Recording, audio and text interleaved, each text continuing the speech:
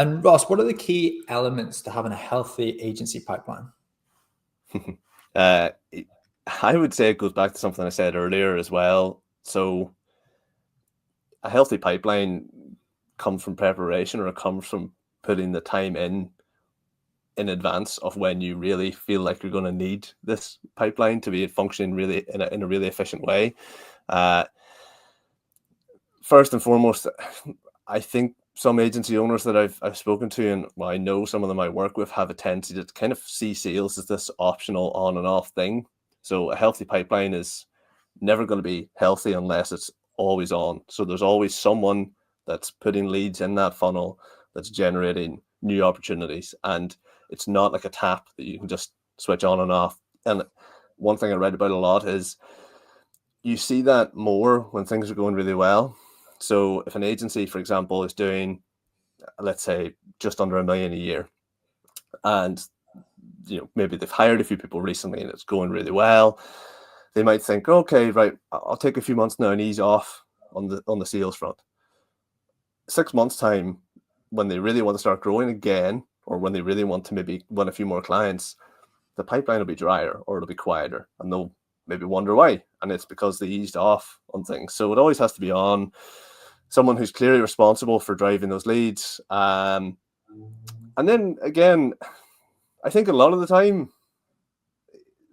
people who don't have a healthy pipeline ask the question, like, what am I doing wrong?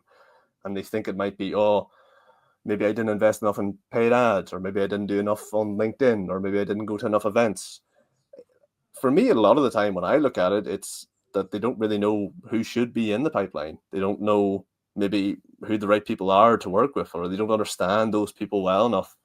And it comes back to even that positioning point. Like, I think the vast majority of people I've worked with in the last year and a half haven't really thought about that too much in enough depth. And I'm not saying they don't work with great clients, but it's kind of been by chance, or it's one of those scenarios where they might get the right person in the door, but they might not. So healthy pipeline to me means, yeah, plenty of opportunities, but it also means the right people. That's healthy. It's not lots of leads, large numbers, lots of opportunities, but they're a mixed bag, if that makes sense. Awesome. And Ross, what's the most common operational nightmare story that you hear from agency owners when they first come to you?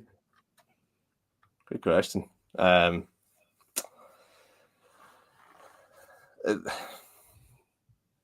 Actually, in general, I'd say it's everything being reliant on the owner themselves.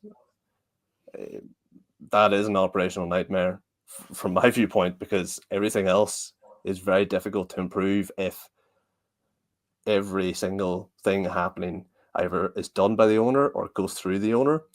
And that's quite common, right? I mean, until you have probably at least 5-6 people, the owner's going to be really heavily involved. And again, most of the clients I work with are probably in that range where they're either just coming out of that period, or they're about to start building a team. And up until that point, the business is the owner. So, like, if you even think of ourselves, like, we're very much, I'm just on my own, so it's obviously all me. You've got a couple of people with you now, which is great, but you're very heavily involved. As you grow it, then you don't become disconnected, but your role just changes. And an operational nightmare is when that isn't something the owner wants to embrace or doesn't really get.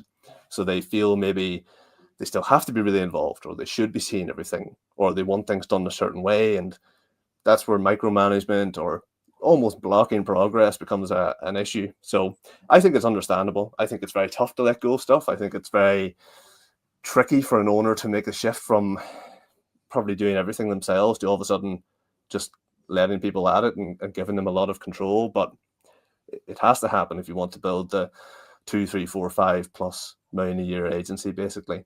And it definitely happens gradually, but yeah, I'd say that's the most common one. There's lots of different things operationally then beyond that, but yeah, in a broad sense, that's probably the main thing. If you've gotten value from this clip and you'd like to watch another like it, click here. It's one of them. Now that I know that you stayed around until the end, you're either an agency owner or work at an agency. So with that said, if you're hiring for an SEO or a paid media role and you'd like help to recruit this talent for you, like I've done for at least probably about 100 plus companies now, with an average placement period of 25 days and a 1-year satisfaction guarantee on all placements. Then there's 2 links in the description below. So if you need help with hiring, either click the link and book a strategy call with me or my team. Thank you, and I hope you found value from this clip.